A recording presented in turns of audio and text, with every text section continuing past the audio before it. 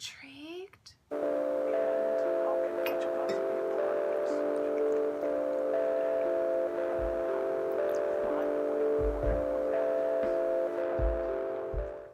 Hello, welcome to Yarn to Table. I'm Celeste, and this is a podcast about my knitting life. It is December 3rd. It's been 3 weeks since I last recorded because I took off a week for Thanksgiving. So I feel a tiny bit out of practice, and I also have a ton of stuff to show you. So hopefully we won't run too long this week. You will already know better than I do how long this episode runs because you have the timestamp in front of you. We're going to have FOs as always. I have 5 FOs to share with you.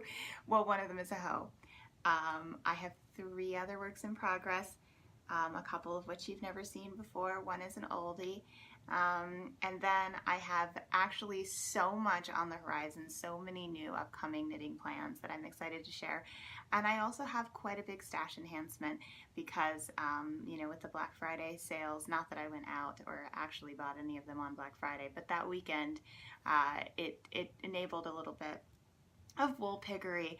I purchased one big ticket item that I had been planning on purchasing but was waiting for a sale because it is from a larger company and I knew that they would probably have some kind of sale that weekend, and they did. And then a few other bits and bobs here and there. So there's lots of fun stuff to share. After all of that, I will have a tiny chit-chat segment.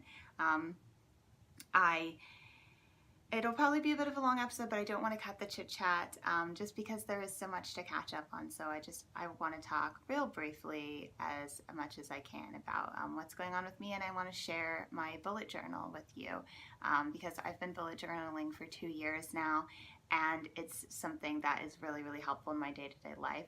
And I've heard other people in the knitting community mention bullet journaling recently, and it seems like there's a lot of curiosity about it, so I thought I would share my perspective on it and kind of what is cool about it to me. So that's what's coming up in the next hour, and I hope that you will stick around and enjoy it. If you've never watched me before, I really hope that you find something here that you like and that you will hit the subscribe button so that you can join us all again. You should know that there is a Ravelry group for the podcast. It's linked in the doobly-doo. You can also find it by searching for Yarn to Table on Ravelry. And that's where you're going to find show notes for every single episode, as well as information on giveaways and knit-alongs. We have a knit-along coming up at the start of the year. It's the Fiber Quest KAL, which I talk a bit about at the top of the last episode. I'm also going to post a separate video. I think I'm going to post a separate video just on everything about the KAL generally that people can refer to since it's a year-long KAL. And I'm also going to post a video for each fiber introducing the fiber that we're going to be doing and for those 2 months, and kind of what projects might be best for it, and some of the interesting background on where it comes from and what the variations are and stuff like that, because I just think it's fascinating. So I'm planning to record those at the same time that I do the podcast in 2 weeks. And so hopefully those will be up later in the month, which will give everyone who's participating in Camelids a little bit of time to select their yarn and their project. And if you really have no idea what I'm talking about, again, you can just refer to very early in the episode, the most recent episode of the podcast. I talk about it. I just don't want to repeat myself too much here for all of my lovely subscribers who have already heard about it. And it sounds like you guys are getting excited about the KAL. I'm so over the moon excited about the KAL. So I just think it's going to be so much fun. The other thing that you should know is that I am having a first podiversary and end of year wrap up live stream coming up at the end of the month. It's going to be on Saturday, December 30th at 2 p.m. Eastern Standard Time. Now, you can find out what that is anywhere that you are by Googling for Eastern Standard Time. You can also just Google what time is it in Cincinnati, or if you don't want to spell that, you can Google what time is it in New York. Rest assured that that will always be the correct time for where I am in Cincinnati. We're always the same time as New York. I'm also doing Vlogmas right now. I had a lot of fun doing Vlogtober, and it looked like you guys enjoyed a lot too.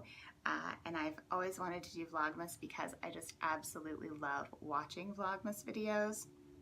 There's something that is so wonderful about spending the holiday season just feeling closer to everyone in this internet community by kind of getting a window into what their lives are like, even when they're not doing strictly Christmassy, wintry things.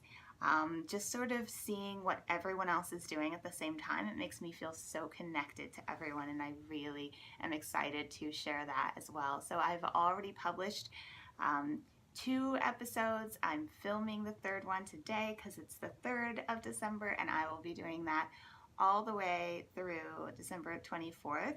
So please check it out if you are interested, and if you're not into Vlogmas, again, thank you so much for bearing with me for the fact that there's going to be some extra videos that aren't really your thing popping up in your subscription feed. My plan is to record another podcast 2 weeks from now. It should go live on the 18th, and then the next podcast will be the live stream on the 30th. After that, I will be going to Cambridge for my winter residency. If you don't know, I am an MFA student for creative writing, and it's a low residency program, so I go there twice a year. And while I am there, I'm going to be taking a little bit of time off from the podcast because I'll be out of town, but then I also don't want to just immediately record when I get back into town because it's an extremely high stress, lots of pressure situation.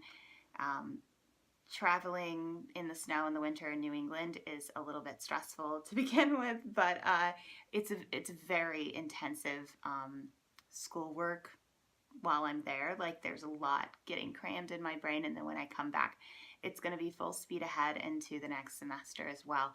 So I believe that the next episode, once December is over, should be going live on Monday, January 22nd. That's how I have it scheduled now, and I will let you know on Instagram, hopefully, if anything changes, but otherwise know that I'm not disappearing. I may just be off for most of January, but if all goes according to plan, I'll be back at the end of January, and if not, you can expect me back soon after that. It's possible something will come up, but I'm not going anywhere. So just to let you know, that's sort of what's going on with the podcast here at this busy time of year. And yeah. Okay, so without any further ado, I'm going to move along to what I'm wearing. Today I am wearing, and I will be wearing this next week as well, or next episode, my Santa hat. This is the larger of the 2 that I made. It's my preferred one, but it's technically Ryan's Santa hat because it's bigger and his head is bigger. So I'm wearing it on the podcast because I can, but when we wear them together, I wear the smaller one. Anyway, I talked about these, I think it was in the last episode, and I just sort of made up the pattern on the spur of the moment. I used Knit Picks Tough Puff in Serrano and white, and I used it held doubled on size 19 needles. I knit them in the round, just kind of made it up as I went along, and did a nice little pom-pom, and it's like my dream Santa hat. I just love it. The other thing that I'm wearing that is maybe a little bit of the elephant in the room, perhaps some of you have noticed it, my newest finished object. And it is my Pavement Pullover by Vera Valimaki that I made out of lovely stranded dye works in the Oasis base, which is an MCN blend, in the colorway Shiner. So I'm going to insert full body photos that I took of this for my project page in lieu of awkwardly standing up to show it to you. So let's see, the main challenge with this was that I alternated skeins, and I talked about that a little bit before, but I do think it has a bit of a fade to it. simply because I used 3 skeins for this. I actually bought 4 because there were 4 available and I didn't want to run out, because I was like, I'm definitely going to use the extra stick gain for something if I have it, so why not? And I already have plans for how I'm going to use it that I'm going to talk about later. But anyway, I used 3 skeins, and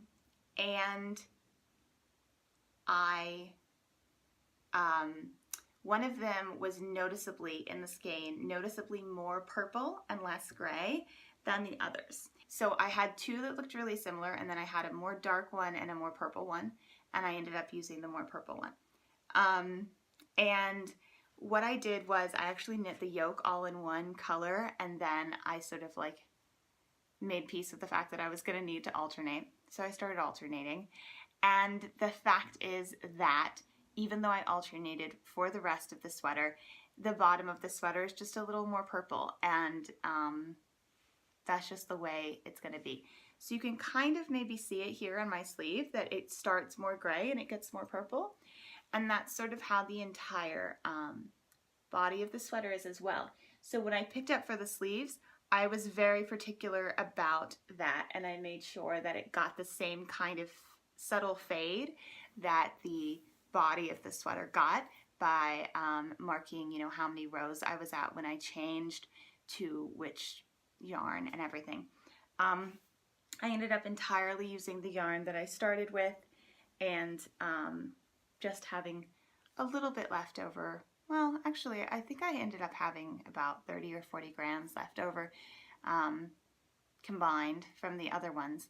So this sweater, although quite a big sweater, I mean, I knit it in the, I think I knit it in the 4th smallest size. That's what I usually assume to be the large. And I have quite a large chest, so I tend to go for either that or the medium. But I think I did the large, and it's a tunic. You know, it's not full sleeves, but it's like a tunic. It's got plenty of positive ease, and it goes all the way past your bum. So it's not a tiny little fitted sweater by any means, and yet it didn't even use 3 skeins of yarn. So that's sort of nice. Keep that in mind if you've got like a small sweaters quantity and you're looking for something. I think part of that is due to the fact that it is such an open gauge. And one of the things that was a challenge for me about how open this gauge was is that I did get some laddering on the sleeves, and I don't think you can see it anymore, which is really good. But when I was knitting the sleeves magic loop, I did have some challenges with laddering, and I was being really vigilant about it. I'm pretty good normally at not having ladders when I knit all of my socks magic loop, and I remembered that the last time I had trouble with laddering with socks was also when I was knitting at a slightly looser gauge. I was knitting using 1.5 or 2.5 millimeter, 1.5 US size / 2.5 millimeter needles, which is a size larger than I usually use. I was using them to knit socks for Ryan, which I'm not going to anymore. I'm going to use the US ones for him. It was kind of just the extra needle that I had, I guess, and since he had larger feet, it seemed like a good idea. But anyway, where I'm going with this is that it's led me to believe that looser gauges are more prone to laddering, which kind of makes sense because the tighter you're knitting, the less ease of yarn you kind of have to create ladders in the first place. So I was kind of getting some laddering. I was being really vigilant trying to stop it from happening, but it was still happening a little bit, which was pretty frustrating, but I actually was able to fix it quite easily by going in after I knit with a double pointed needle and just kind of pulling on the crossbars in the rows, to the left and right, and then the rows next to those, and just kind of evening it out as best I could. It still didn't look entirely even by the time I blocked it, but after blocking, it looks great. With blocking, I was a little concerned because this was my first time knitting a sweater with superwash wool, and I've always heard horror stories about how it grows so much, and especially growing vertically. And since this was a tunic length sweater, I was worried that it would get even longer and become a very, very awkward shape. Also, it has some positive ease even width-wise, so it wasn't like I wanted it to grow a ton in that direction either, because it was really where I wanted it to be. But I honestly didn't really have trouble with that. Now, while it was wet, I could tell that if I wanted it to grow a ton, there was plenty of space for it to. However, because I didn't want it to, I just was very careful. I didn't like pick it up while it was wet and let all the weight pull on it or anything. I was very careful and gentle with it, and I laid it out, and I just kept easing it into the shape that I wanted it to be in. Instead of just pulling it out to wherever it wanted to be, I pushed it and basically got it as short from, you know, top to bottom as it could be without creating like little wrinkles in the fabric. I just kind of mushed the fabric together onto the blocking pad, and then I pinned it that way, and it worked out exactly how I wanted it to, and to pretty much the same schematics as where it was before I blocked it. So now that I've rambled on way too much, I really need to get going because I have lots more to talk about. It's hard because when you knit a sweater, you really want to talk about that sweater a lot. But I have more, so we need to press ahead. I should mention, I am drinking Strawberry Rhubarb Parfait from David's Tea, which was today in my David's Tea Advent calendar. So I've been sharing it with Ryan, so I poured him a mug from my pot before I started recording, which is really nice because, you know, I can't share my yarn with him. But he's been enjoying trying different teas so far this month as well, so that's nice. And I'm drinking it unsweetened, as I almost always do, but I do think that this one in particular would be really nice with some sweetener as well. Okay, my next finished object, this I think was the first thing I finished since last podcast, and I just whipped them up real fast. I don't remember if I told you already that I wanted to make these or not, but these are the Simple House Slippers by Simone A. It's a free pattern published to her blog. I knit them last year as a gift for my sister-in-law, and I really loved them, and I wanted to knit myself some, mostly for the purposes of sleeping, wearing while I sleep, though I might wear them around the house as well. I just wanted something kind of comfy cozy. And let's see, so these are knit using Knit Pick Stroll Glimmer, and so it's a fingering weight, but I used it held double, and they're really cool because you knit them, the garter flat and the stockinette in the round, so the entire thing is just knit stitches and no purling, which I know a lot of people love.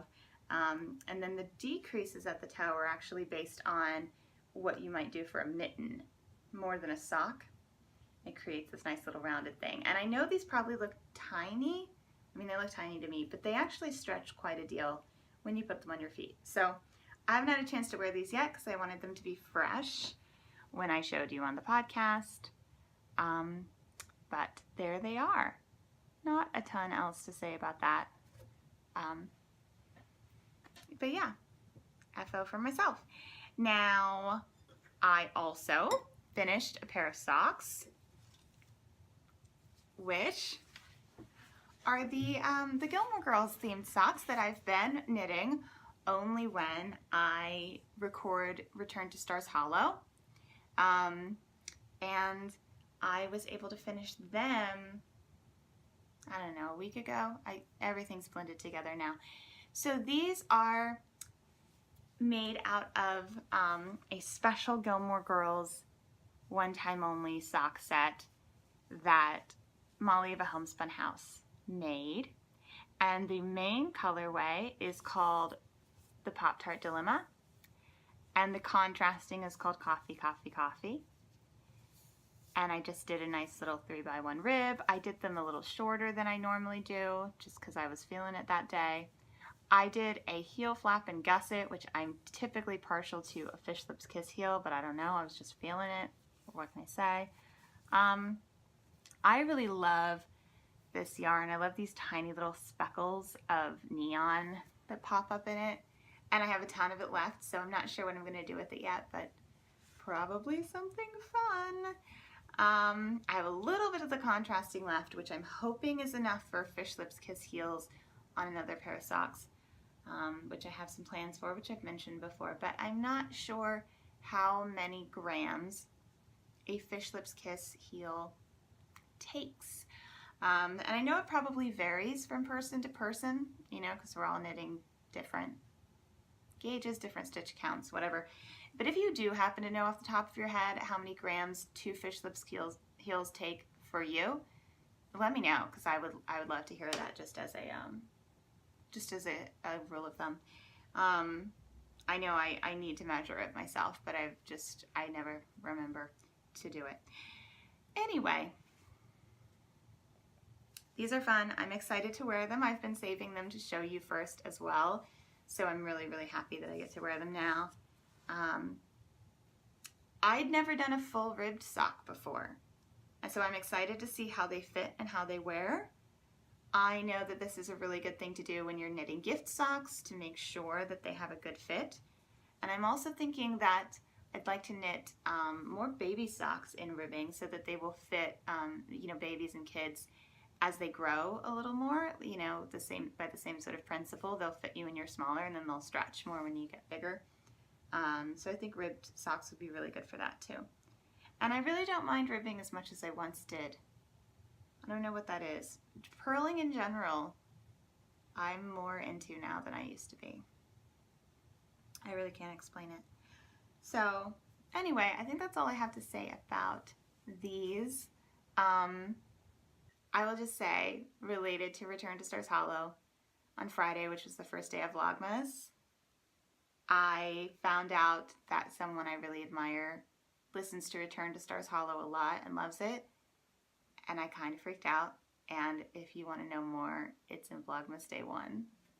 So there you go. I'm just going to give you that teaser. If you're not watching Vlogmas, maybe you want to check that out. I don't know. Okay, moving along. Here's another FO. And it's going to end up being another Vlogmas plug, so just prepare yourself.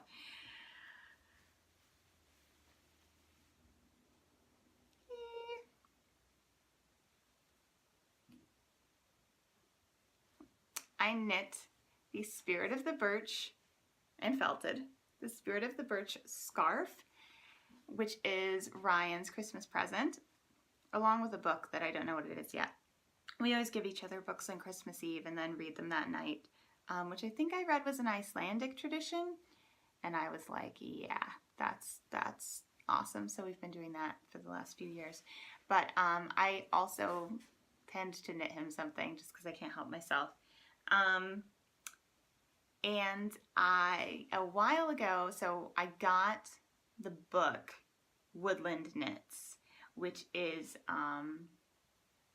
by Stephanie of Tiny Owl Knits, and Ryan saw the photo of this scarf in it, and he said he really, really liked it, and that he would like it, and I don't think he even remembers saying that because it was a long time ago. I don't think he has any idea that this is what I'm making him, which is kind of cool. But so I made it for him, and I made it a good deal shorter than she made hers.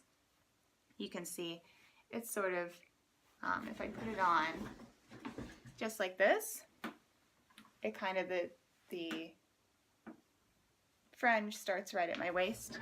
So it just gives you a little bit of room if you wanted to do something like this. Or you could do one of these.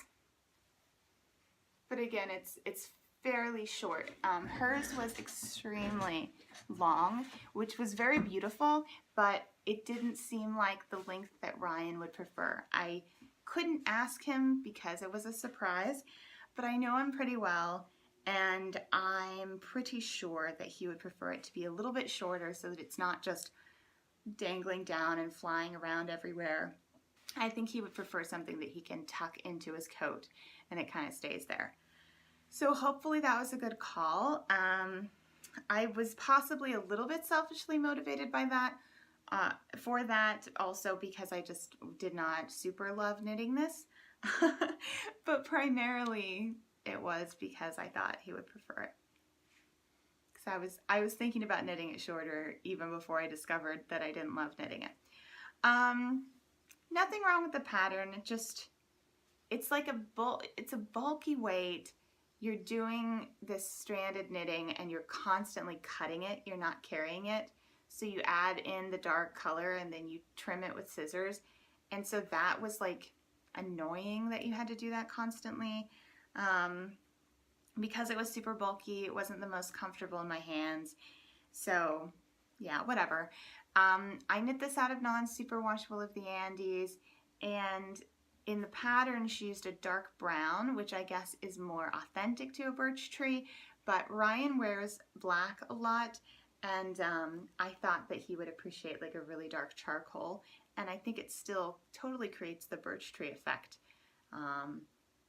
It's just more of like the impression of a birch tree and less like literally the color that it would be on the tree, I guess. So anyway, there, you may have noticed there is some novelty yarn going on. This was in the pattern as well. You hold it a little bit in the bottom of the, in both ends of the actual scarf itself, and then add it into the fringe. And this fringe has also been felted a little bit to give it that nice like matty kind of dreadlocky look that creates this sort of ghostly, spirity fringe, which I think is pretty cool looking. Yeah, so I'm really, really, really excited to show him this. I hope he likes it. It's always a bit of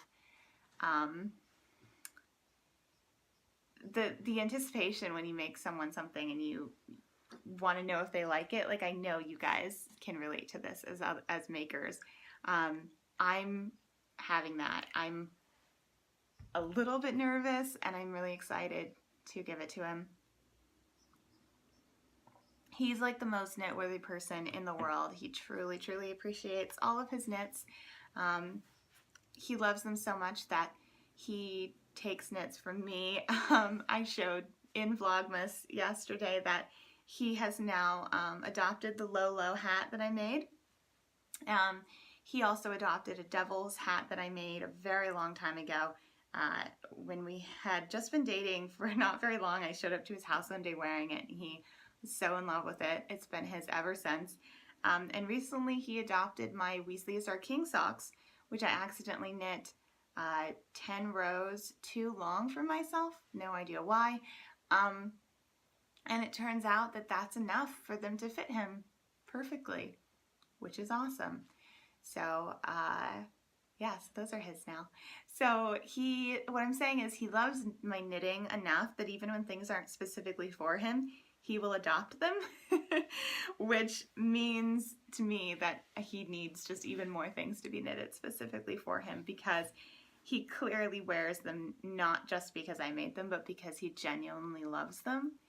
And that's just the best, when you have someone in your life who truly appreciates the work and loves that it came from you, and they also truly appreciate the object. It's almost like knitting for another knitter. So I'm really excited. I hope he likes this. Really, really excited. Oh, and I almost forgot to say, but so I started this after the last podcast, and I really wanted to show you it partially done, you know, because it's a felted project. I wanted you to see what it was like before I felted it. But so I was gonna wait and not felt it, but I just really, really wanted to finish it this week. So I ended up finishing it Friday night, and I vlogged that process as part of Vlogmas Day 1.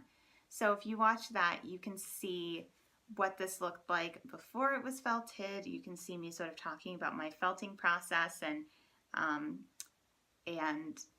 everything, and kind of see the steps that went into turning this from a big old really crazy looking knitted tube that doesn't seem like it's ever going to be anything beautiful, into what I dare say, I believe, is a quite beautiful finished object, which is just the power of felting.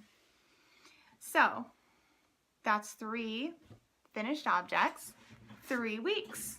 Not bad. Not bad at all. Quite proud of that. And I have a hoe. In my favorite bag of all time, which is by Home Row Fiber Company, if you haven't seen it yet. I have my second pair of Christmas socks, which I am knitting out of Jinx Yarn Self-Striping in the Gingerbread House colorway, along with contrasting heels, toes, and cuffs out of Stroll Dogwood Heather, because I am a clone, and I had it in my stash. It's breathtaking. I've shown it before. I will show it again when they're finished, so I don't have a ton to say, except that I finished one, and I'm already onto the foot of the other. So this has not been getting a ton of work lately because, you know, it's pretty much just my on-the-go project, but I really would like to get this done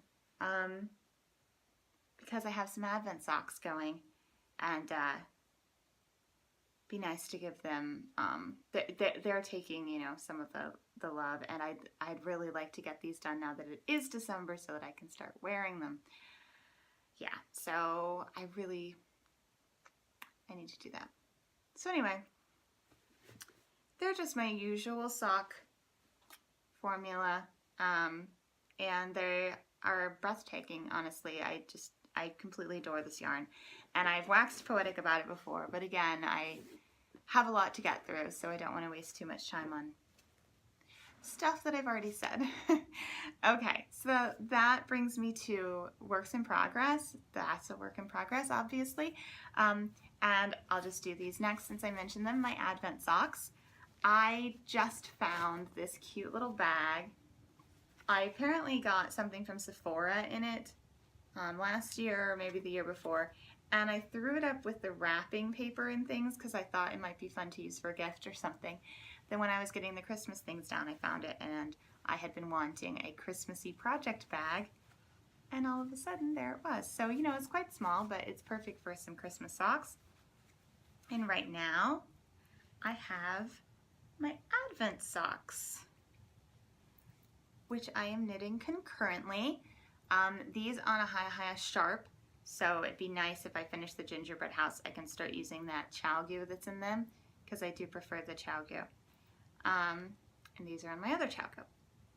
So I have the Advent calendar from Molly of a Homespun House, and these so far have the cuffs done in day 1, and then it's pretty subtle because they're similar colors, but if you can tell, this is now the first stripe, which is done in the day 2 yarn.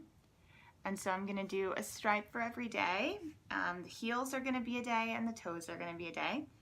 I've already worked out the math so that I know exactly how to do them, and I'm just referring to that. And, you know, because if you know me, I'm not a person who wings things. The fact that I don't know what colors are coming, that's enough to freak me out a little bit.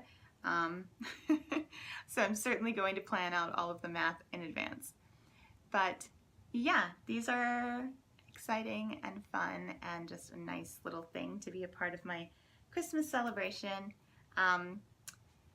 This one has a little progress keeper that came with the yarn on the first day of the Advent calendar, which was nice because I also did not have a Christmas progress keeper. So now I have a Christmas bag and a Christmas progress keeper. Everything's nice. And I'm also using, this is also from Molly, this cute little bird that came with some of her local yarn club a while ago. And it just feels Christmassy to me. I used it on my Hermione's Christmas Day socks as well. Something about it just seems like I don't know. Just a little bird on a twig somehow feels a little Christmassy. Partridge in a pear tree maybe? I don't know. So yeah, not a ton to say on these.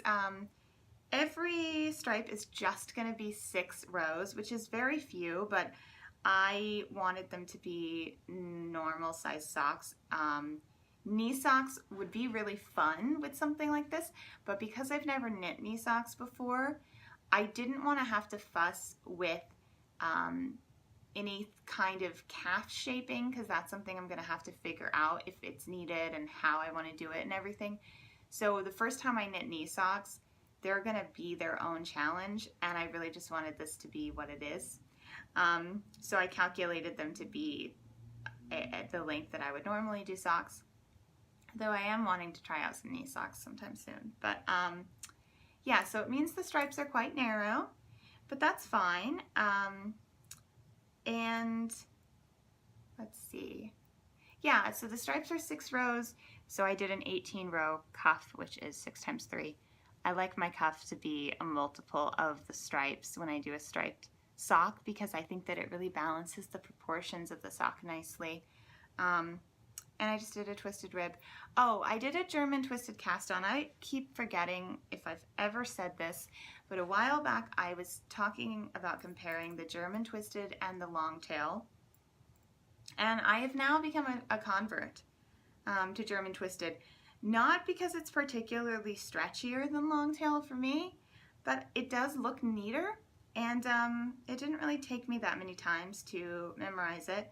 And you know, it's ever so slightly finickier than the long tail, but I don't mind, it's worth it. So I've lately, the last like 3 or 4 socks, I've done them all in German twisted cast on, or twisted German, I never know.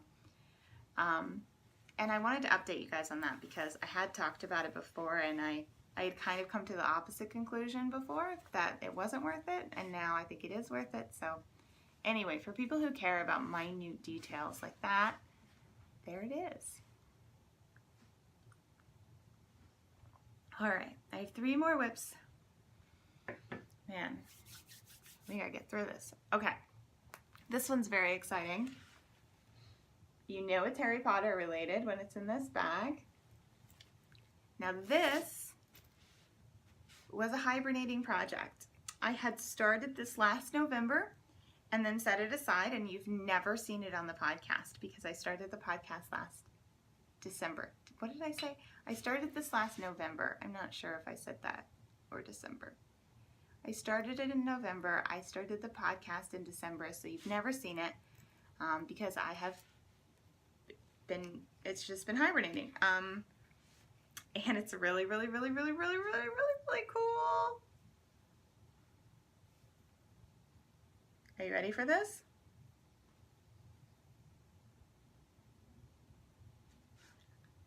It's so amazing.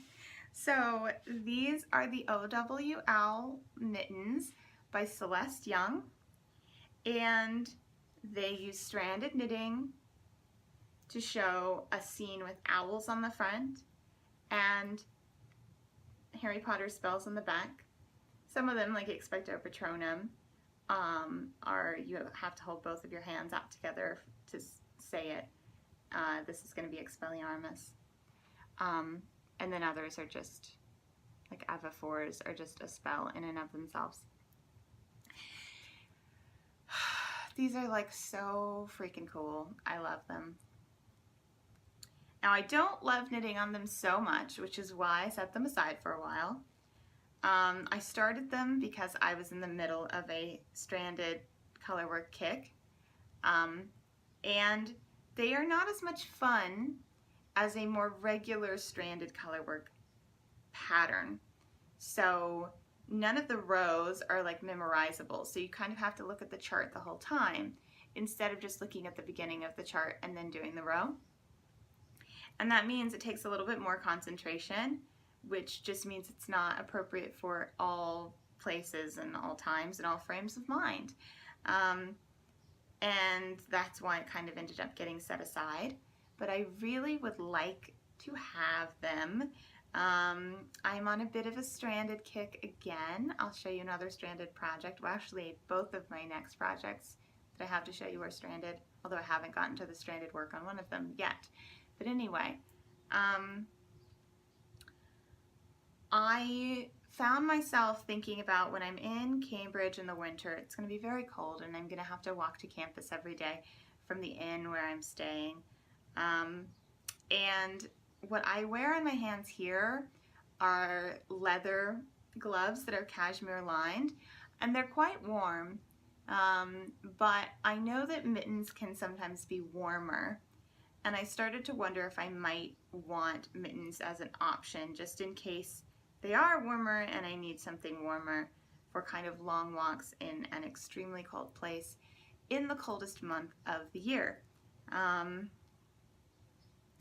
And as I thought about that, I remembered that I had some mittens that I had started, so I thought I should probably try to finish them. So I may try to finish these by the time I go to Cambridge, or I may not. I don't want to put too much pressure on myself for it. I want knitting to be fun, you know? But that was at least what motivated me to pull them out again, whether or not that ends up happening. And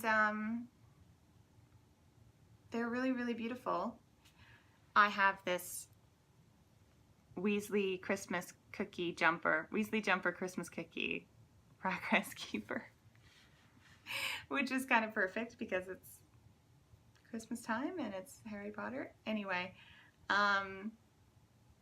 yeah. One thing that makes these a particular challenge, you may have noticed that on the front, the contrast color is the lighter one, and on the back, the contrast color is the darker one. Now, if you know anything about stranded color work, you know that you want to hold your contrast color underneath your background color because that will give it a slightly looser tension, which means that it'll help your contrasting to pop instead of receding into the background. I want the owls to pop and I want the letters to pop, which means I have to switch halfway through every row which is the contrasting and which is the background color, and that adds just a slight complication. It's not a big deal or anything, but it's just the fact that you do that and added to the fact that none of the rows are memorizable. I'm sorry, I keep scratching my forehead because I have this hat on. So those two things added together mean that this is just a slightly, I don't know, it slightly takes a little bit of thought while you're working on it. And that means I'm just not always in the mood to work on it. So the Progress Keeper, that's where I picked it up. That's where I had knit to before when I set it aside, I think. Yeah. And then I knit the rest of this in a sitting when I watched like 1.5 Harry Potter movies, and I specifically wanted to sit down to work on this. So I put on something that, you know, would get me in the mood, but also I didn't have to pay close attention to every moment of it because I knew what was happening. I'd seen it before. And that was really nice. So I think that's what I would like to do as I continue on these, is watch more Potter movies and work on them. Just have some sort of sessions set aside, appointments with myself that are Harry Potter knitting marathons.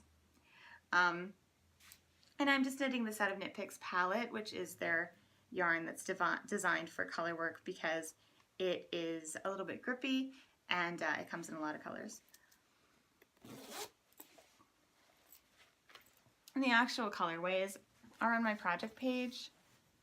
I don't want to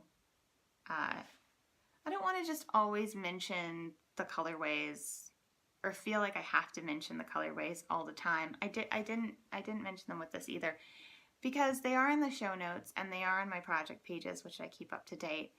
And again, like, I want to make this podcast as interesting as it can be. So all of the time that I eat up naming the colorways and stuff, I feel like could be spent more efficiently, like talking about what's more interesting about the project, I guess, rather than stuff you can just go ahead and look up if you want to know it. So I name them sometimes, but lately I'm starting to think that I shouldn't be so regimented about like always saying them, because they're always in the show notes and they're always on my project page.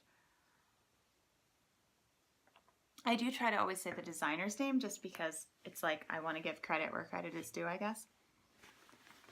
Okay. This, I don't have a lot to show or talk about, but this is my Ebba.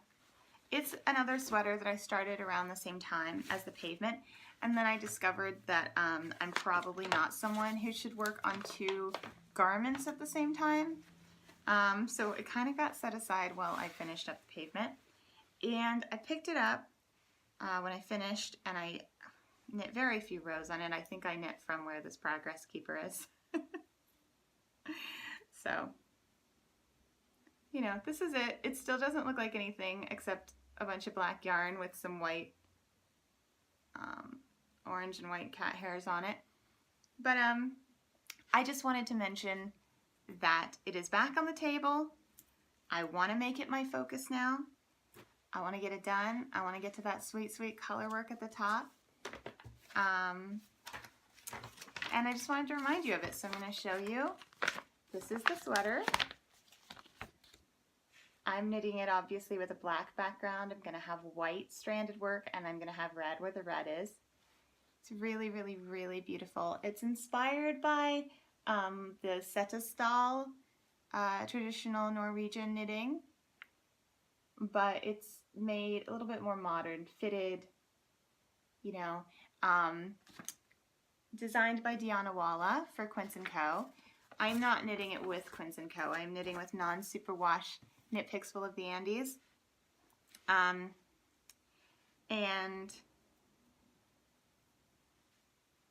that makes it quite affordable. I'm pretty sure it's only like $20 worth of yarn for the whole sweater, which is just insane. And as I've mentioned before, I think it's a particularly smart thing to use more affordable yarn when you're using like basic solid colors like red, black, and white, because it's more difficult for commercial companies to create really special colorways. The actual quality of the Wool of the Andes yarn, I think, is quite good. I don't feel like I'm compromising. And if I were to go ahead and spend the money on something like Quince & Co., which I absolutely love, it would feel like a bit of a waste if I just got red, black, and white. Like, I would want something that was a bit more special that I could only get from them. So, my final whip is, it's the return of the Fringe Field Bag. This had my Oracle in it for a while, but my Oracle is hibernating now, and I went ahead and took it out because I really want to use this bag again, obviously. And this bag is specifically designed with these excellent little, what am I trying to say, like grommeted holes in it? These thingies, which are very helpful for color work. And I'm doing some color work. I'm doing this bobble hat. The bobble hat is a very popular pattern by, oh wow, I didn't write down the designer. I really suck. I'm going to put it on the screen. And I'm dropping stitches everywhere. These needles are a little bit too short for how many stitches I have on my needles right now, but I got to the point where the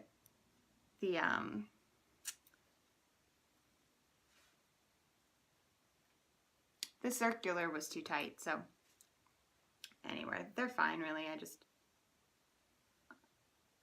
I squished them a little bit. Yeah, so this, although grayscale, is not cheapo yarn. Well, it's still relatively affordable, but this was some yarn I was really excited to try. It is Jamieson's of Shetland, and it's their heather, which is a beautiful heathered Aran weight. It might be worsted weight, but I'm almost sure it's Aran weight. I don't think they even have worsted weight in the UK. I think it's Aran.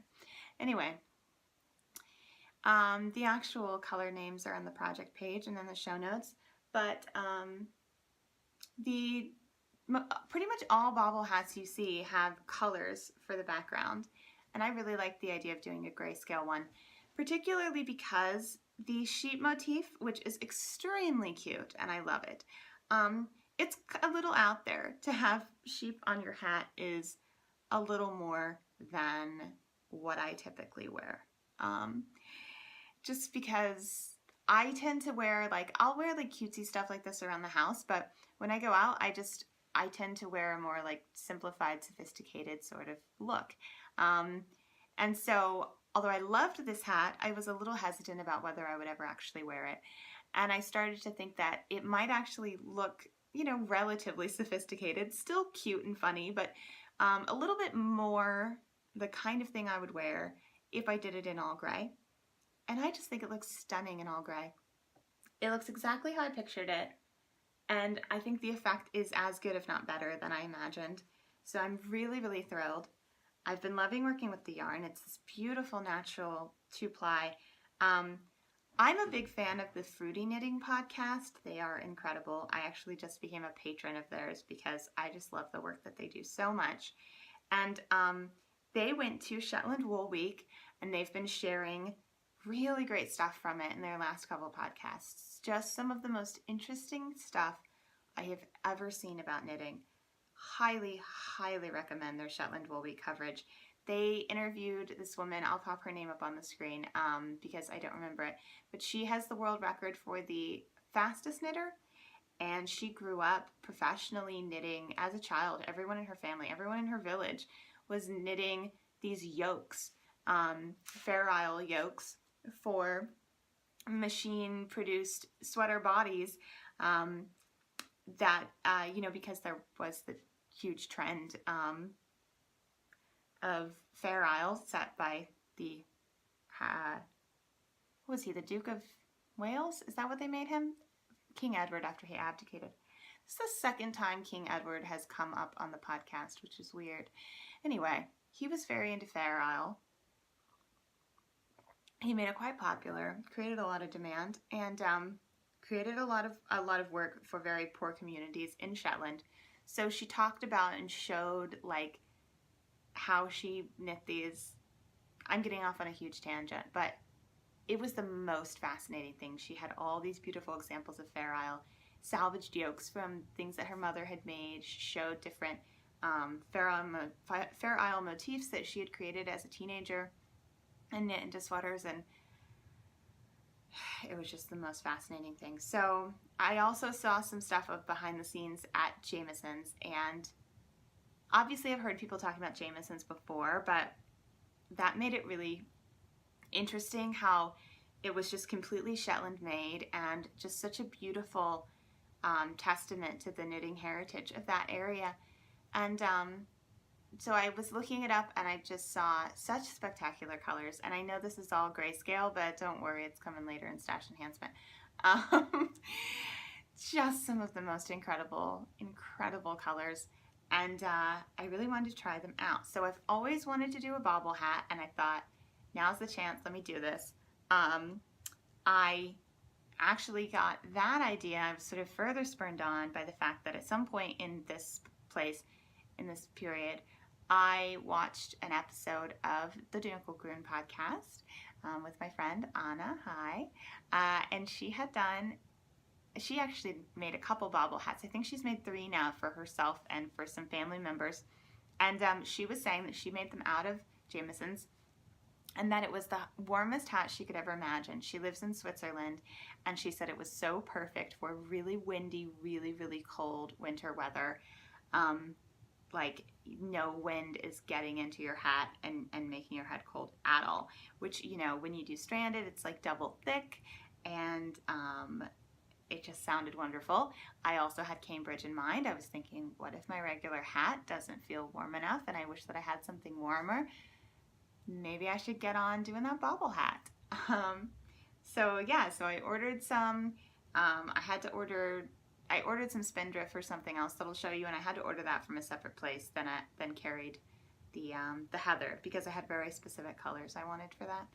But yeah, I just found the places through Ravelry. If you don't know, you can look up any yarn and it'll tell you where online you can buy it, because you can't order directly from Jamison's and have them shipped to the US, unfortunately.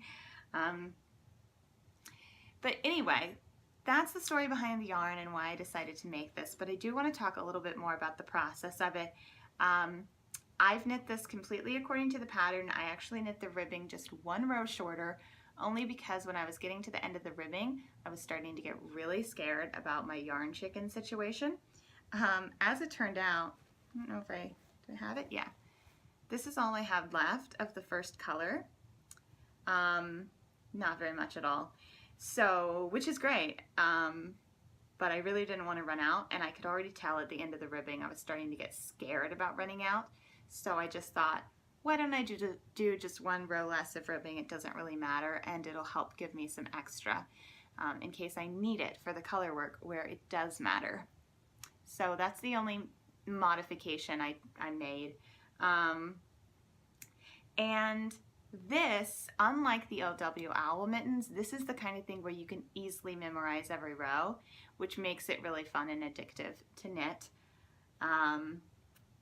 And yeah, I've had a lot of fun with it. Honestly, when you get into this part seems like it would be easier than the sheep, but this is where it becomes a little bit more challenging, because you start to have some decreases, and like there was one row where it looked like it was 3 gray, 1 white all the way across, but then on the next row when I started decreasing, I realized that it was actually every so often you had just 2 gray instead of 3, because you needed to make room for where the decrease was going to go. Which, by the way, Celine, if you are watching of the Basic Stitch podcast, I think that is the problem that you had on your bobble hat, because I remember you talking about trying to do decreases and that it was making the whites slant, and I think it's because the row before you had knitted them thinking it was all knit 3 gray, knit 1 white or whatever, but actually that row is tricky and it hides some little adjustments that set you up for the decreases, because I did exactly the same thing, and when I got to it I was like, oh, I think this is what happened to Celine. So you're probably way past it at this point, but just so you know, it happened to me too, and I think that's what it was. Anyway, so that part is the only part that gets a little complicated. All of this stuff is breezy. I think this would be a really good first color work project, unless you want to go super, super simple for your first. But otherwise, if you like this, I think it would be perfect, because this part kind of prepares you, and you're feeling it, you're getting used to it, and then by the time you have to do the decreases, you're maybe more comfortable. The only thing that keeps this from being the most basic color work project throughout this part is that you do have to catch floats. So if you want to start with stranded and not worry about catching your floats, you need to find something that has that doesn't have like these long runs of white, because that's going to be a period where you're going to have to catch floats.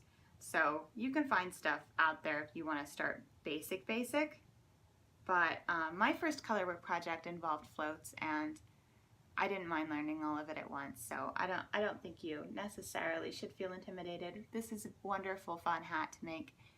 Good for beginners and advanced color work knitters alike, I would say. And I'm very, very close to being done with it, so I'm excited to finish and to wear it. I've been trying it on. You can see me try it on with the needles attached in Vlogmas, which is a little silly, but I've really been having fun with it. So that is my last whip, I believe. Yes, I got through them all. Okay. So now it's time to chat about what's on the horizon, and I have many, many plans. Many plans. Now there's going to be a bit of stash enhancement mixed into this, because some things I purchased with certain things in mind, and then I'll get to anything I didn't cover in the stash enhancement afterwards. So kind of talking so much, my voice, I feel like my voice is going. Okay, so I want to finish the Ebba, and when I do, I have winter sweater plans. Now I know I said I shouldn't knit multiple sweaters at once, but I probably will try again because I just can't help myself. I have a couple sweaters that I want to get started in the winter. One of them is the Stonecutter by Michelle Wong. I don't harbor any delusions about being able to finish that before winter is over, but I'm in the mood for something yummy and cabley, and if I have to start it now and finish it for next winter, I don't have a problem with that. It's also possible that I will be able to finish it in time for when I go to Wales, which I'm going for a short study abroad at the end of May, and just for like a couple weeks. But it turns out it's pretty cold in Wales that time of year, so it might even have the opportunity to be worn then if I finish it by then, and if not, I'll wear it next year. I'm not too worried about that. So I want to get that. I haven't got the yarn for it or anything yet, but I'm gonna get Brooklyn Tweed for it. And then my other sweater, I have got the entire kit. This is what I purchased that I mentioned I had been planning on purchasing, and I was waiting for the post-Thanksgiving sales. Are you intrigued? There it is. Can you see it? Yeah. The Full Moon Jumper. This is made with their Crazy Sexy Wool, which is a super bulky single ply. It is apparently very similar to Knit Picks Tough Puff, which I knit this out of, although I've heard that it's softer, so that's exciting. And I got the color that's on the front, which is Bronzed Olive, because I figured if you're going to do a giant chunky cabled sweater, like, you might as well just make it mustard colored and like go all out. It's not like it's going to be subtle anyway. Yeah, and I'm very excited. So I'm going to get started on this. My plan is to get the Ebba finished first. So I'll probably start on this sometime in January. Hopefully the Ebba's done by then. Or I might cheat and just get going on it, because there's something about a super bulky sweater that it doesn't feel like a sweater. It feels like a small project because it has fewer stitches and it doesn't take as long as a sweater. And so you can kind of sneak that in and get it done without it being like, I don't know. I'm having trouble figuring out the proper way to pace myself with whips. I keep thinking, like, I don't like to have a lot of things going at a time. And I like to have a variety. I know that I always want to have a sock and I always want to have a sweater. I have trouble filling in the middle portion, like whether I should have multiple accessories going, whether that's okay, whether I should have another sweater, then that always overwhelms me. If I have too many accessories, I start neglecting the sweater. But if I don't have enough accessories, I start to get bored. So it's like a constant rotation. I'm probably overthinking it. Obviously, I'm a little controlling. Okay, and then there's another sweater that I want to knit sometime soon, possibly depending on my yarn situation, and that is the Sunset Highway by Caitlin Hunter, which was very generously gifted to me by Cheryl. Hi, Cheryl. During Get Your Yarn Wishes Granted, which was so very wonderful and sweet and exciting. And I'm not sure yet, so I have ordered a Gilmore Girls.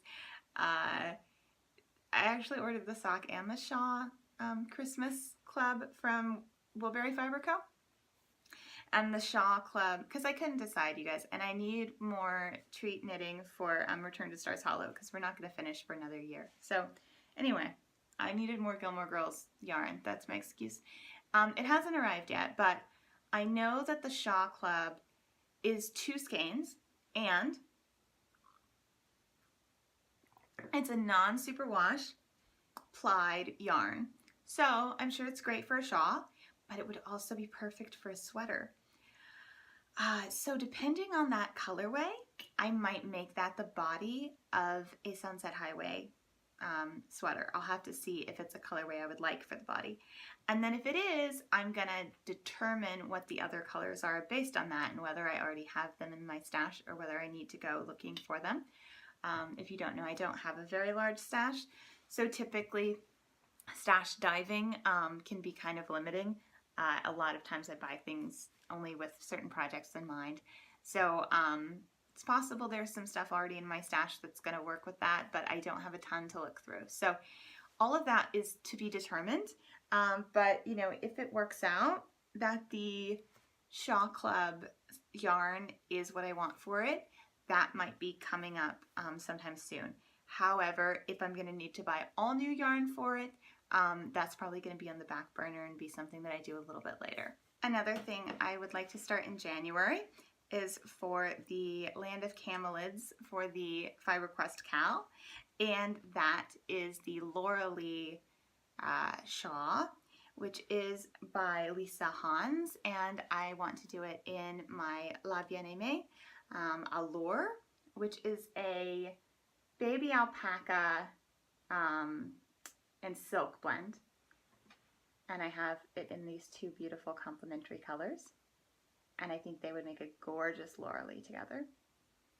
So that's coming up.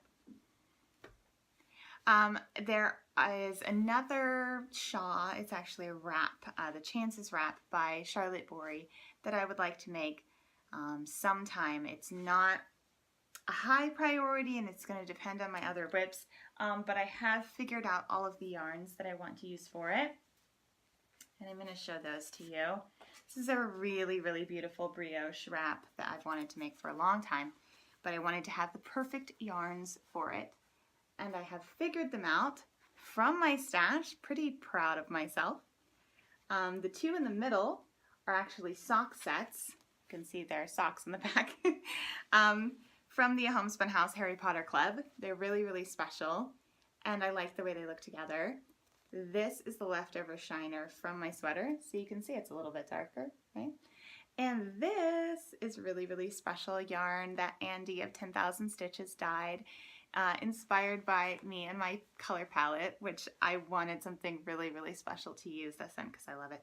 It's called Lilac Bush, and I love lilacs and I love that color. So I think all of these look absolutely amazing together. And I have no idea when that's going to happen, but it's something that I'm thinking about. Okay, so another silly thing that I really would like to make, but it's probably not going to get made anytime soon because I have too many other things. But I really would like to make the Maha's Mamelucker, no idea how to say that, by Maha Carlson, which is the knitted underpants pattern that Tommy Trujillo is doing right now. And I'd like to just do them out of some Knit Pick Stroll and Dove Heather. I want to do like some white for the waistband and the leg bands, and then like a little strip of this Knit Picks Glimmer. So there's just a little bit of sparkle, but it's all like gray and white. I think it would be really cute. And I'd really like to do those. I got super excited about them and I thought I would, you know, cast them on soon, but then I kind of realized all of the other things that I have. I'm having like a glut of knitting plans right now. So these are sort of all of them, but it's undetermined which ones are going to come to light and which ones won't. Something that will definitely come to light is the Christmas stockings. I have more Tough Puff in the white colorway that I am going to use to make some bulky Christmas stockings sometime soon. I think I'm going to get started on those this week. So check out Vlogmas if you want to see the progression on those. I'm going to be designing them myself and I think they're going to be really, really fun. And then finally, I ordered the Jamiesons of Shetland Spindrift for this really, really beautiful pattern that I somehow had never seen before, and I just saw it on Brooklyn Knit Folk. Jacqueline Salem knitted the underwing mitts. They are a colorwork mitten, fingerless mitt that is like spectacular. It's like my style in a mitt.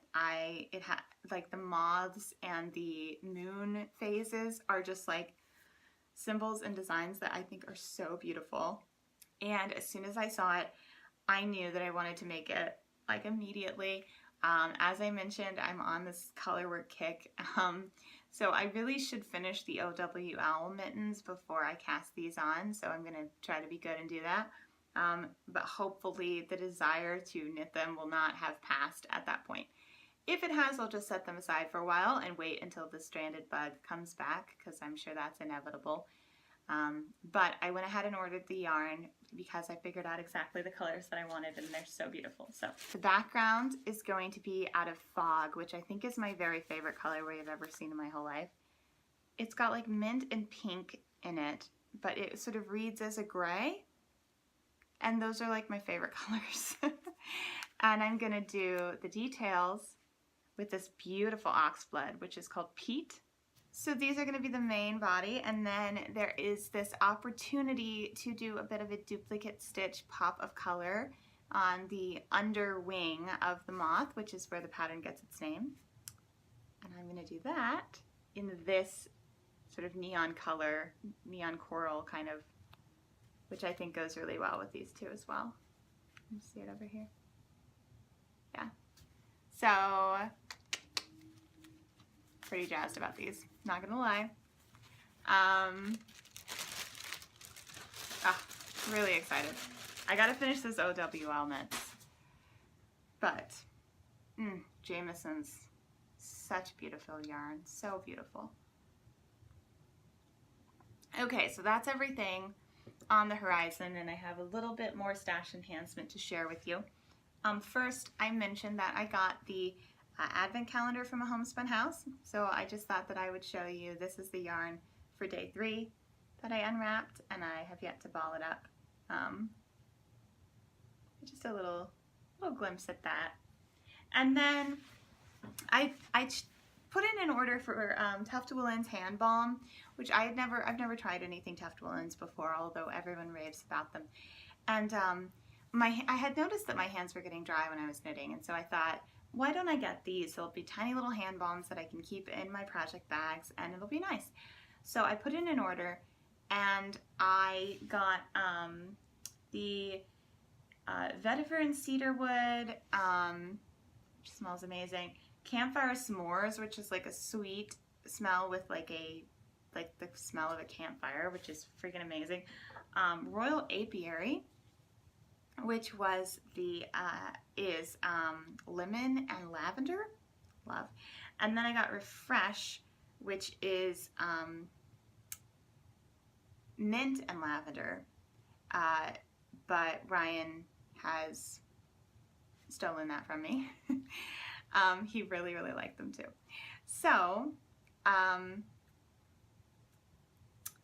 I was using them. I love them so much. I thought I needed more because I wanted one in like my bedside table, and I wanted one at work. And of course Ryan had stolen one, so I only had 3 at this point. And so I ordered a bunch. Well, I ordered a couple more campfire s'mores because I love them, and a new one to try, which is plum and amber. So I now have these, and then I think I have a couple more that are in project bags. And it's just a bounty. It's just a bounty of gloriousness. All right, so I got a couple single skeins that I don't have anything in particular in mind for, which I usually don't do, but extenuating circumstances. The first is cast sandwich fibers in the colorway Volcanic Mauve, and her trusty base. Just look at her. Nobody does speckles like she does. So she is one of my favorite dyers, and since I discovered her, she has had like no updates. Like, it's just I've only worked with her wool once, and I got it on sale because it was a color that apparently no one else wanted. And I think she's updating more frequently now, But when she did have an update, I was like, I gotta grab me what I'm in love with, because what if she disappears again? What if she disappears forever? What if I lose my chance? You know, that's sort of like the panicky thing that goes on in your mind. And I know that I want this for socks. I want everything she makes for socks. Always. Like, there's not a colorway that I've seen her make that I wouldn't want a pair of socks out of. So given that I am always knitting socks, it just wasn't a question. So I got this beauteous skein. And then I was watching Wool Needle's Hands, hosted by Taylor, which is another person who disappeared for a little bit earlier this year because she was on this long vacation, and then she was buying a house and finding out that she was pregnant, and just a lot of wonderful things but happening all at the same time. So she is back now, which is great, and she was recording her podcast giving an update on what was going to be in the next Fiber for the People shop update, which is her hand-dyed yarn. And she has these one-of-a-kind skeins that she calls Lucky Strikes, and this was one of them. She named it Gingerbread. This is on her Loft base, which is a 4-ply sock yarn.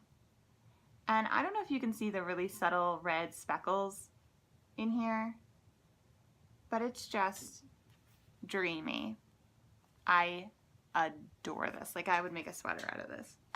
And because it was a one-of-a-kind, I knew I needed to snatch it up. Maybe it'll be socks.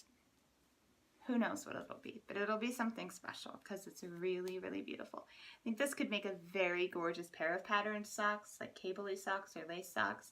But it would also make great mittens, small little shawl, anything. So it's just gonna sit and wait until it finds its calling. And I'm very glad I have it.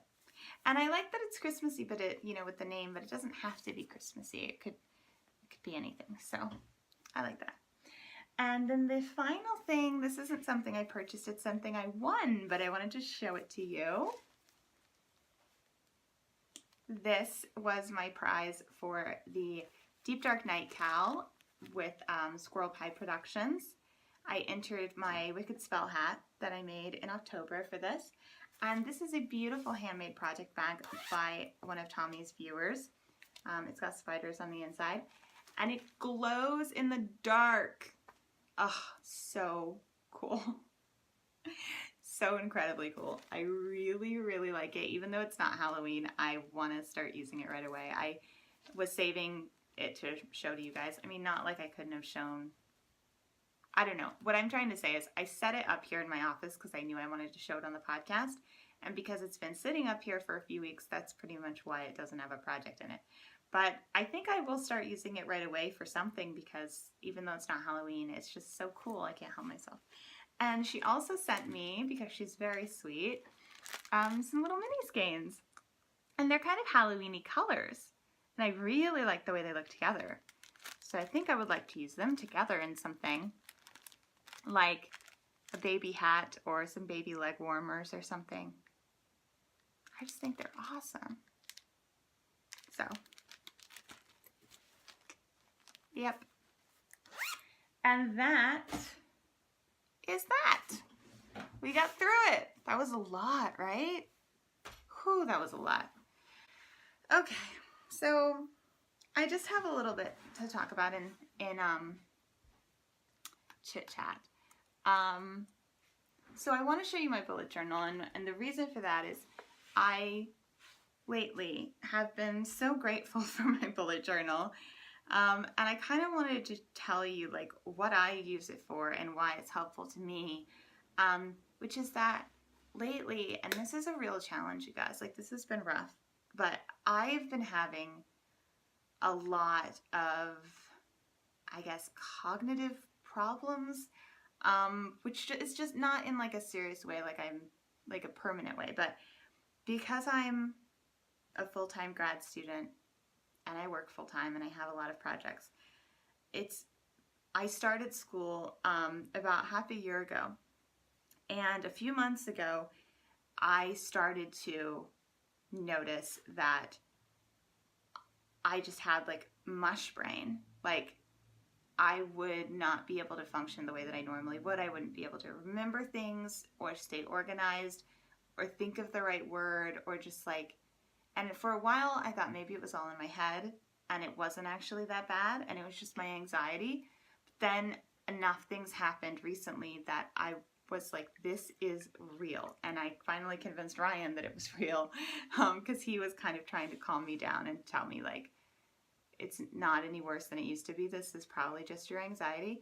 But what happened was I stood up my parents for dinner because I got the day wrong, which I've never done in my entire life. And then later that week, I didn't bring home my computer charger on the day that I needed to record Return to Stars Hollow. And then later that same week, I lost my keys, which I've also never done before. And it was like, I mean, I don't want to exaggerate because it's obviously not what it's like to have the first symptoms of Alzheimer's, but it kind of made me think like, I can imagine what it might feel like when it's very first starting and you feel like you're losing your mind. And I don't mean to compare it to something that's as serious as that because this isn't permanent. I hope. But it is very, very frustrating. Especially when you're someone who like lives in your head and your mind and your, intellectual process is just like so much of what you're about. And I'm sure everyone is this way to a certain extent. Like your mind is who you are. And to start to feel out of control in that department can be really, really difficult. So I'm a perfectionist. I'm very controlling. I plan a lot. I don't do things like miss appointments. I just don't. And so it's a lot of stress for me to miss an appointment. Like I felt so awful. I like so bad. And I knew that I shouldn't feel that bad, but I did. And like, when I lost my keys, like they're still gone. Ryan had to make me another copy of his house key and I had to start using the spare keys for my car, and God willing, I won't lose those because I don't have any spare keys now. I'm sure they'll turn up eventually. That's not really the point. Like the point is I lost my keys. I was late for work. I like had this thing happen that I know some people have like find your key little like tracker on their keychain, and I don't have that because I've never needed that because I've never, ever, ever, ever been like, I've just never lost my keys. That's just not me. I am so organized all the time. And so that's just something that I'm going through right now that is a really big challenge for me. And I know it's not like the biggest deal. There are people who have much bigger struggles than that right now. And I try to just be grateful that I have the opportunity to be a student, that I have my health, that this isn't a major problem, So I'm not trying to have a pity party at all.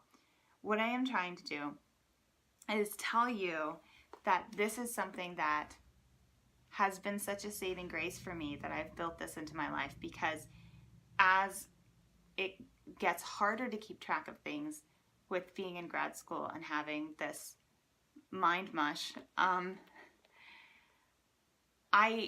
this has been helping support me. And I know that in the future, when I have mind mush again because I'm raising a small child, or when I start to get older and, start to lose my ability to remember things because of that, not something as serious as Alzheimer's, but just the general way that everyone gets that way that when they get older. I already have noticed just generally, like I have more trouble thinking of celebrity names and stuff than I did 10 years ago, This I think is going to continue to support me, and I'm really glad that I built this into my life. And I know that a lot of people, when they talk about bullet journals, they seem to have this expectation that like it's about calligraphy and washi tape and creating like things to track how much water you've had to drink in a day. And all that stuff is well and good. Like, it's totally awesome if that's what your bullet journal is. Go you, rock on. But for people who don't think they can do that, or they don't want to do that, or they think that's just going to add like another thing to do to my life, now I have to make my calendar be like really beautiful and Instagram worthy or something, I just want to let you guys know that this is what my bullet journal looks like. I've been bullet journaling for 2 years. It's completely changed my life. I love it so much.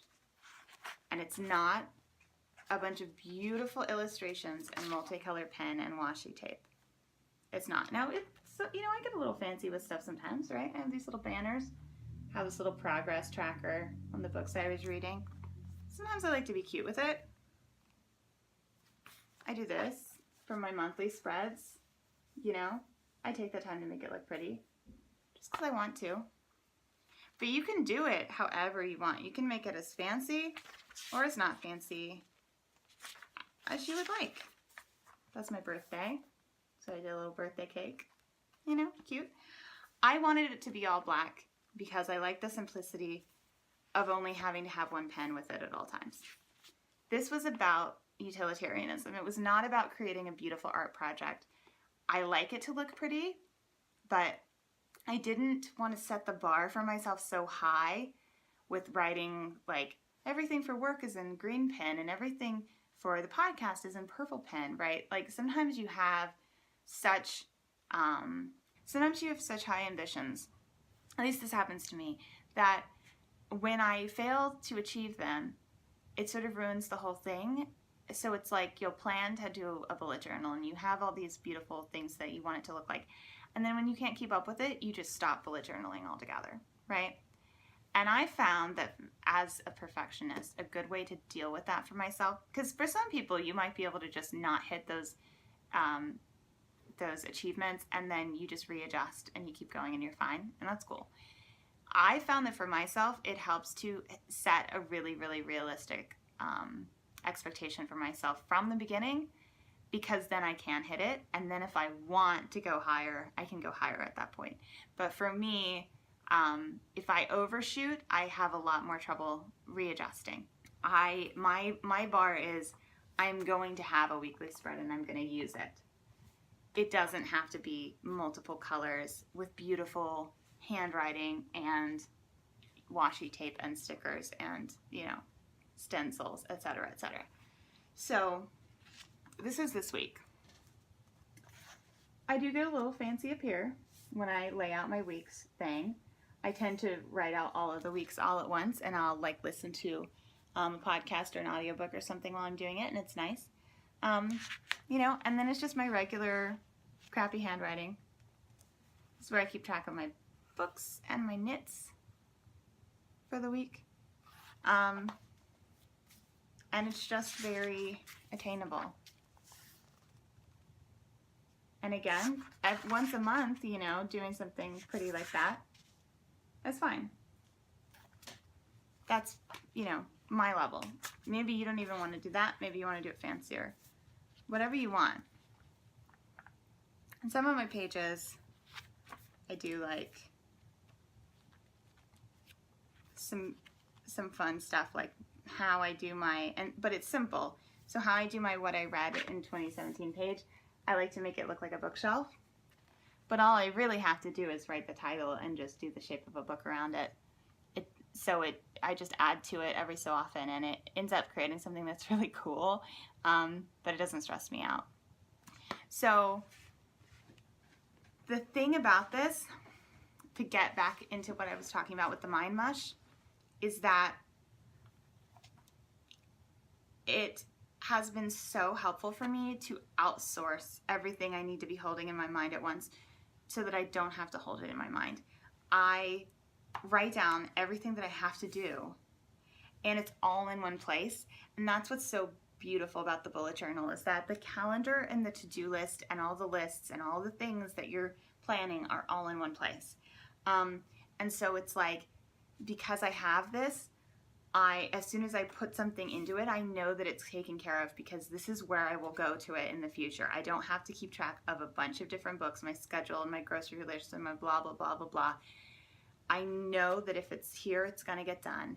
And I know that no matter how mushy my mind is, all I have to do is look to the book and it'll tell me what I need to do, what needs to get done that day, that week, that month. And that has been hugely comforting to me. And in terms of like, you know, creating a tracker or something, just like, did I exercise? Did I drink enough water? Whatever. I've played around with stuff like that in the past, and I think it's fun to try out, and I wouldn't discourage anyone from doing it if that's something that you want to do. I don't do it anymore because I felt that it was adding more things for me to track. Like, it was like, my motivation was, I need something for my bullet journals, so why don't I keep track of how frequently I go to the gym or something? And that was just giving me another thing on my to-do list. It wasn't something that I organically wanted to do. I just wanted to create a spread in the bullet journal. Now, 2 years into it, the way that I journal, I don't create spreads for things that I don't need. Like, this is a thing that I'm keeping track of, which is my prep for the winter residency. That's something I have to have. I don't have to keep track of how much water I'm drinking a day. Now, if you want to keep track of it, that's totally cool. But I don't find it productive to keep track of my water consumption simply because I wanted to draw like a pretty thing with like a glass of water and like fill it up with blue ink or something. You know what I'm saying? Like, and again, that's totally cool if that's something that's fun for you that you want to add to your life. For me personally, the bullet journal is not about adding more stuff.